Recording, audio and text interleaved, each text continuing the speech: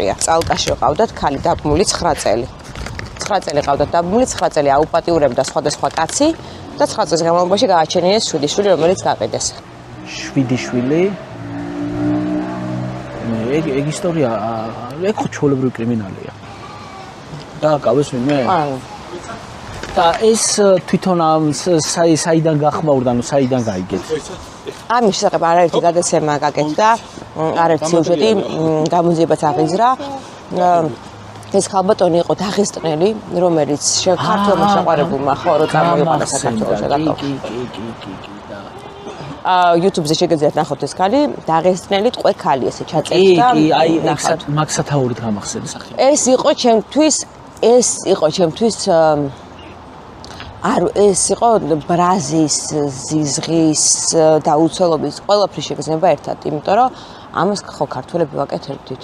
ანუ ამ ქალს, ამ ყველაფერს, ამ უბედურებას ვაკეთებდით ქართველები. ყველა შვილი ვიპოვეთ, არც ერთ არ უნდა დედასამის თერთობა. სხვენია.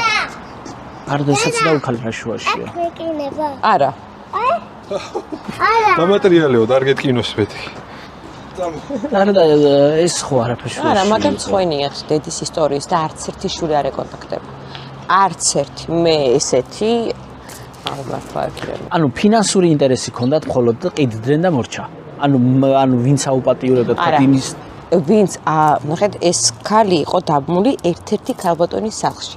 ეს ქალბატონი მუშაობდა რესტორანში, სუწინორი იყო, ანუ ესე გამოდის რა, იმიტომ რომ რესტორანში სხვა პოზიციაზე მუშაობდა, მაგრამ რესტორანში ვიღაც კაცებს თანხას არ თმევდა.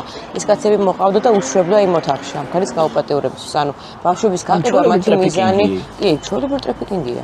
საქმე აღიძრა. რამძიმე ისტორია მოყავდა. არაერთი გამოძიება ჩატარდა, მაგრამ გამნიერ იქიდან რომ ეს ქალბატონი ვერ მეტყველებს, ვერ საუბრობს და ამდენი უბედურების ფონზე არის დაბრმავებული, ვერ ხდება ამოცნობა დამნაშავეების.